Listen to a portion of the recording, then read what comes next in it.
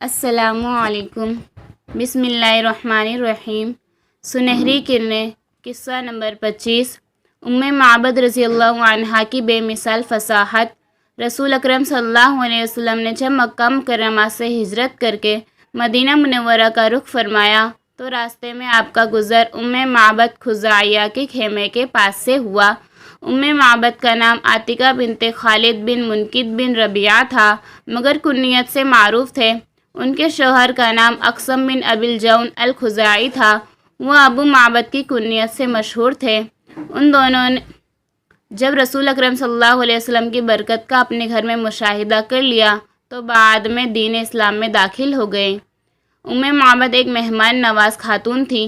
لوگ جب ان کے خیمے کے پاس سے گزرتے تو انہیں کھانا کھلایا کرتی۔ ہجرت کے سفر میں رسول اکرم صلی اللہ علیہ وسلم جب ان کے خیمے کے پاس پہنچے تو ان سے کھانے پینے کی چیز طلب کی اور کہا کہ وہ اس کی قیمت ادا کریں گے، مگر معبد کے گھر میں اس وقت کھانے کو کچھ بھی نہ تھا۔ انہوں نے کہا، میرے پاس کھلانے کے لیے کچھ بھی نہیں ہے، اگر میرے پاس کوئی چیز ہوتی تو میں آپ لوگوں کو ضرور کھلاتی۔ معبد کے خیمے کے ایک کونے میں ایک دبلی پتلی بکری موجود تھی، جس کو دیکھ کر معلوم ہوتا تھا نہ جانے وہ کب سے بھوکی پیاسی ہے۔ رسول اکرم صلی اللہ علیہ وسلم نے فرمایا، معبد، کیا میں اس بکری کا دودھ دو سکتا ہوں؟ معبد نے کہا، بھلا اس بکری میں دودھ کہاں سے آ سکتا ہے؟ یہ تو گھر سے باہر دوسری بکریوں کے ساتھ چرنے کے لیے بھی نہیں جا سکتی، کیونکہ یہ بہت ہی کمزور اور لاغر ہے۔ آپ نے فرمایا، پھر بھی مجھے دوہنے کی اجازت دے دو۔ معبد نے کہا، میرے ماں باپ آپ پر قربان، اگر آپ کو اس میں دودھ دکھائی دے رہا ہے تو ضرور دوہ لیں۔ اس گفتگو کے بعد رسول اللہ صلی اللہ علیہ وسلم نے بکری کے تھنوں پر ہاتھ پھیرا، اللہ کا نام لیا اور دعا کی۔ بکری نے پاؤں پھیلا دیے، تھنوں میں بھرپور دودھ اتر آیا۔ آپ صلی اللہ علیہ وسلم نے معبد سے ایک بڑا سا برتن لیا جو ایک جماعت کو آسودہ کر سکتا تھا، اور اس میں اتنا دودھ دوہا کہ جھاگ اوپر آ گیا۔ پھر معبد کو پلایا، وہ بھی پی کر شکم سیر ہو گئی۔ پھر اپنے ساتھیوں کو پلایا، وہ بھی شکم سیر ہو گئے تو خود پیا۔ پھر اسی برتن میں دوبارہ اتنا دودھ دوہا کہ برتن بھر گیا اور اسے معبد کے پاس چھوڑ کر چل دیے۔ ادھر جب معبد کا شوہر بکریاں چرا کر آیا تو گھر میں دودھ دیکھ کر دنگ رہ گیا اور بیوی سے پوچھنے لگا، یہ دودھ کہاں سے آ گیا جبکہ گھر میں کوئی بکری نہیں، اور ایک بکری ہے بھی تو وہ کمزور اور لاغر ہے، جس کے تھن بالکل سوکھ چکے ہیں۔ معبد نے جواب دیا، دراصل بات یہ ہے کہ ایک صاحب یہاں تشریف لائے تھے، انہوں نے جو ہی بکری کے تھنوں کو ہاتھ لگایا، تھن دودھ سے بھر گئے۔ پھر انہوں نے دودھ دوہا، اپنے ساتھیوں کو بھی پلایا اور خود بھی پیا، اور مزید دودھ ہمارے پاس ہی چھوڑ کر روانہ ہو گئے۔ معبد نے کہا کہ یہ تو وہی قریشی معلوم ہوتے ہیں جنہیں قریش تلاش کر رہی ہے۔ معبد نے بیوی سے کہا، ذرا اس مبارک شخصیت کا حلیہ تو بیان کرو۔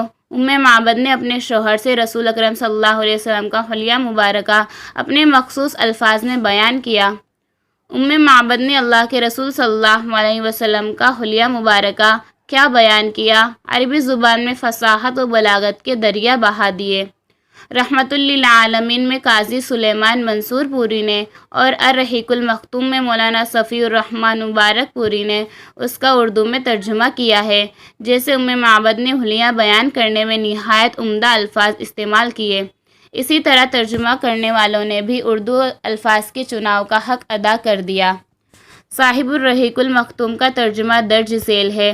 وہ ظاہری وضع قطع کے حامل تھے، جسمانی بناوٹ بڑی معقول تھی، چمکتا رنگ، تابناک چہرہ، خوبصورت ساخت، نہ تو ندلے پن کا عیب نہ گنجے پن کی خامی، جمال جہاں تاب کے ساتھ ڈھلا ہوا پیکر، سرمگے آنکھیں، لمبی پلکیں، بھاری آواز، لمبی گردن، سفید و سیاہ آنکھیں، باریک اور باہم ملے ہوئے ابرو، چمکدار کالے بال، خاموش ہو تو باوقار، گفتگو کرے تو پرکشش، دور سے دیکھنے میں سب سے تابناک و پر جمال، قریب سے سب سے خوبصورت اور شیریں، گفتگو میں چاشنی، بات واضح اور دو ٹوک، نہ مختصر نہ فضول، انداز ایسا کہ گویا لڑی سے موتی جھڑ رہے ہیں، درمیانہ قد، نہ ناٹا کہ نگاہ میں نہ جچے، نہ لمبا کہ نہ گوار لگے، دو شاخوں کے درمیان ایسی شاخ کی طرح ہے جو سب سے زیادہ تازہ و خوش منظر ہے۔